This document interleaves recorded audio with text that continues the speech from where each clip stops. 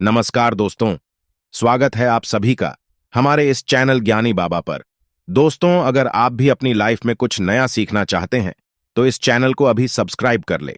शास्त्रों में कहा गया है कि हर मर्द को यह 4 काम हमेशा बेशर्म होकर जरूर करने चाहिए और इन 4 कामों को करते समय स्त्रियों को हमेशा मर्द का साथ सही समय पर जरूर दे देना चाहिए। वीडियो शुरू करने से पहले हे माता लक्ष्मी जो भी आपके इस चैनल को सब्सक्राइब करे, वीडियो को लाइक करें, उसके घर में कभी भी धन दौलत की कमी ना हो और उसका परिवार सदैव स्वस्थ हंसता मुस्कुराता कुशल मंगल रहे। तो दोस्तों चलिए आपको जल्दी से एक छोटी सी कहानी के माध्यम से बता देते हैं कि वह 4 काम कौन से हैं जिन्हें हर मर्द को बेशर्म होकर करना चाहिए।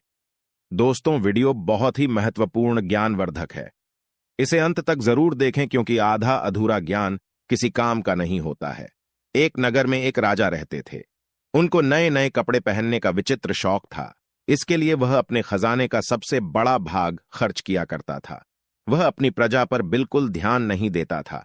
वह दुनिया के कोने कोने से सुंदर और बहुमूल्य कपड़े मंगाता और बहुत अच्छे दर्जी से सिलवाकर पहनता था, परंतु बढ़िया से बढ़िया कपड़ा भी एक बार पहनने के बाद दोबारा कभी नहीं पहनता था। राजा के इस व्यवहार से राज्य की आर्थिक दशा पर बुरा प्रभाव पड़ रहा था। राजा के इस शौक का पता एक ऐसे आदमी को लगा जो अपने काम में बहुत होशियार था।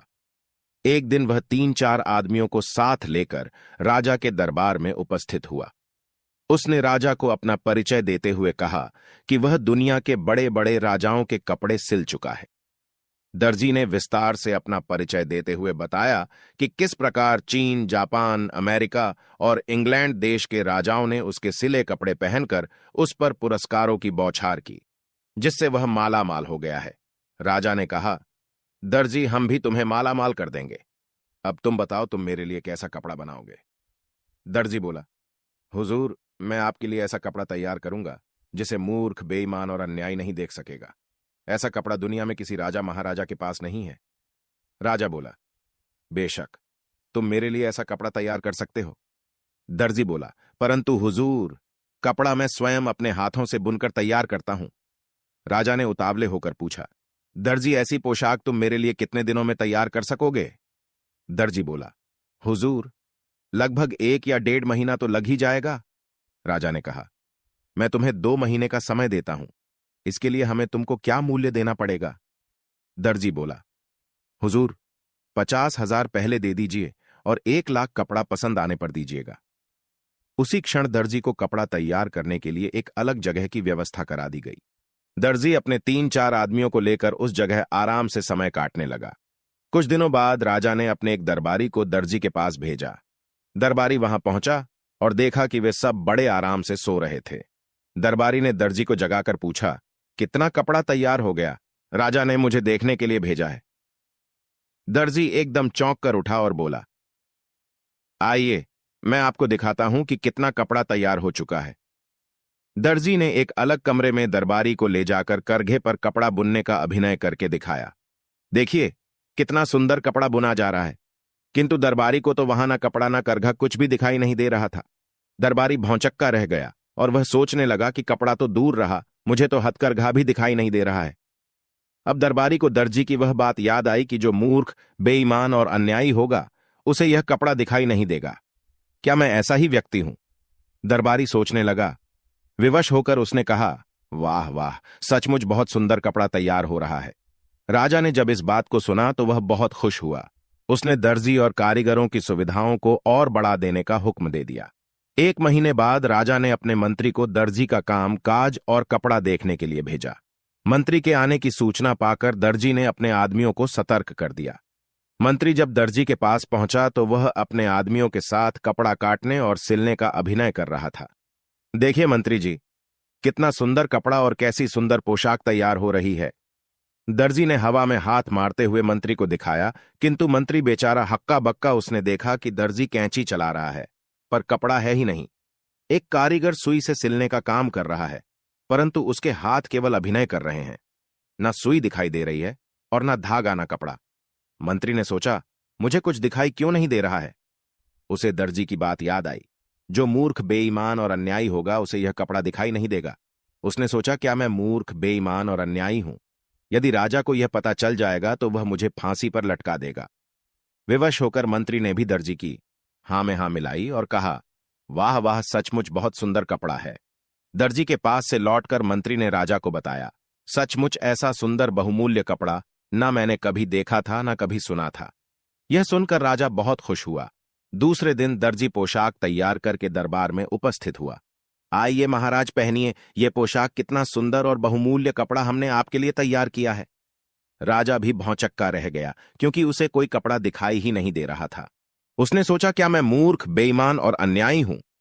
विवश होकर उसने भी वही कहा जो मंत्री और दरबारी ने कहा था, सचमुच ऐसा कपड़ा मैंने ना कभी देखा था ना कभी पहना था। दर्जी ने राजा को शीशे के सामने खड़ा करके उसके सारे कपड़े उतरवा दिए और राजा नई पोशाक पहनने का अभिनय करने लगा।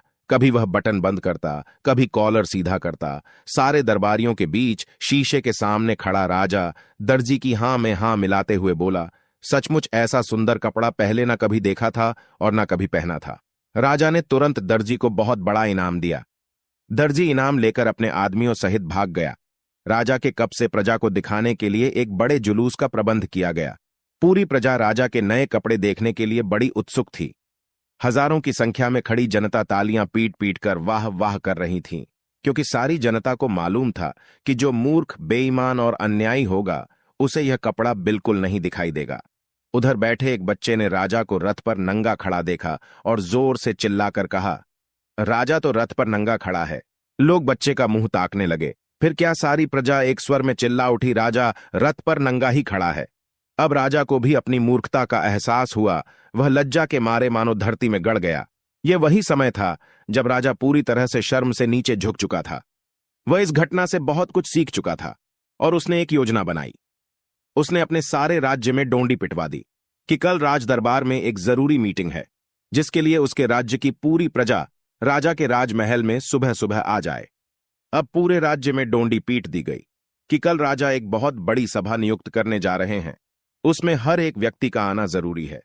यह सब सुनकर राज्य की सारी प्रजा बहुत सोच विचार में पड़ गई कि कल तो राजा इतनी शर्म से अपना सिर नीचे किए हुए खड़े थे और आज हम सभी को अपने राज्य में पता नहीं क्यों बुलाया है। कहीं हम लोगों से हुई गलतियों की हमें सजा तो नहीं दी जाएगी। लेकिन फिर भी राज्य की सारी प्रजा राजा के राज दरबार में सुबह सुबह हाजिर हुई। तब राजा ने कहा कि मेरी बात सभी लोग ध्यान से सुने। यह बात आप लोगों के लिए बहुत ही ज्यादा महत्वपूर्ण है जो कल मेरे साथ हुआ है। इससे पहले भी मेरे साथ बहुत सारी घटनाएं घट चुकी है, जिन सभी के बाद मैं आप सभी लोगों को कुछ बताना चाहता हूं और आप सभी लोग कृपया ध्यान से सुने। राजा साहब ने कहा कि युग चाहे जो भी हो, चाहे वह कलयुग हो, चाहे वह त्रेता युग हो, या फिर द्वापर युग हो, या फिर सतयुग हो, कोई भी युग हो, कभी भी हो, यह चार काम मर्दों को हमेशा बेशर्म होकर करने चाहिए। और स्त्रियां भी ध्यान से सुने कि इन चार कामों में करते समय स्त्रियों को हमेशा मर्द का साथ सही समय पर जरूर दे देना चाहिए। दोस्तों, यह बात आप सभी लोगों को अपने जीवन में जरूर उतार लेनी चाहिए। यदि आप लोग अपने जीवन में यह चार काम बेशर्म होकर करने लगते हैं तो आपको सफलता जरूर मिलेगी। आपको धनवान, करोड़पति बनने से कोई नहीं रोक सकता। आप अवश्य ही धनवान और मालामाल हो जाएंगे। आप और आपकी पत्नी अपने जीवन में सदैव खुश रहेंगे। चलिए बताते हैं कि राजा साहब ने अपनी प्रजा से क्या कहा और कौन से चार काम बेशर्म होकर करने के लिए कहते हैं। चलिए जानते हैं। सबसे पहला काम जो कि सबको बेशर्म होकर जरूर करना चाहिए, वह कहते हैं कि मर्दों को अपनी पत्नी के साथ संबंध बनाने में शर्म नहीं करनी चाहिए, क्योंकि यदि आप ऐसा नहीं करते हैं तो आपकी पत्नी आपसे कभी खुश नहीं रहेगी। क्योंकि जब आप पत्नी को संतुष्ट नहीं कर पाएंगे तो फिर आपका शादीशुदा वैवाहिक जीवन खतरे में पड़ सकता है और आपकी पत्नी किसी गैर मर्द से गलत काम करने के लिए मजबूर हो जाएगी और वह ऐसा कर भी सकती है। फिर राजा साहब ने दूसरे काम के बारे में बताया जिसे भी बेशर्म होकर करने को कहा है। राजा साहब ने कहा कि यदि जो लोग खाना खाने के दौरान शर्म महसूस करते हैं या फिर चाहते हुए भी खाना नहीं मांग पाते हैं, वे अक्सर भूखे ही रह जाते हैं। ऐसे में राजा साहब का कहना था कि जब भी व्यक्ति भोजन करने बैठे तो पेट भरकर भोजन करना चाहिए। आधे पेट भोजन कभी भी नहीं करना चाहिए। विशेषकर जब किसी के यहां अतिथि बनकर जाए तो भोजन करते समय शर्म ना करें, नहीं तो आप स्वयं ही भूखे रह जाएंगे और अपने स्वास्थ्य के साथ खिलवाड़ करेंगे। फिर राजा साहब अपनी प्रजा से बताते हुए कहते हैं कि जीवन में धन, दौलत और पैसों का बड़ा ही महत्व है, क्योंकि पैसों की कमी के अभाव से जीवन और परिवार को चलाना असंभव है। ऐसे में पैसों के लेन देन में कभी भी शर्म या फिर झिझक नहीं करनी चाहिए।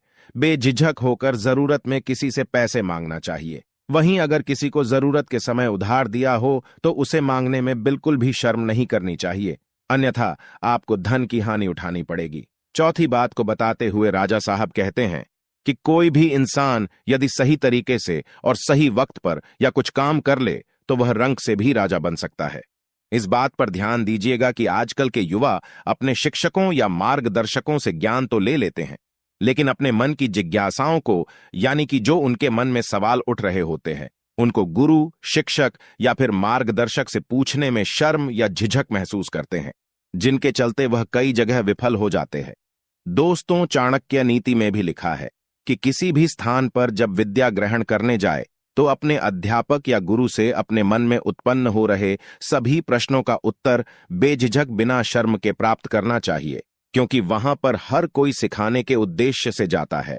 और यदि आप वहां पर जाकर भी अपने गुरु से कोई भी सवाल पूछने में ही शर्म करेंगे और अपने प्रश्नों का हल शर्म की वजह से नहीं प्राप्त कर पाएंगे, तो आप अपने जीवन में कभी सफल नहीं हो सकते हैं।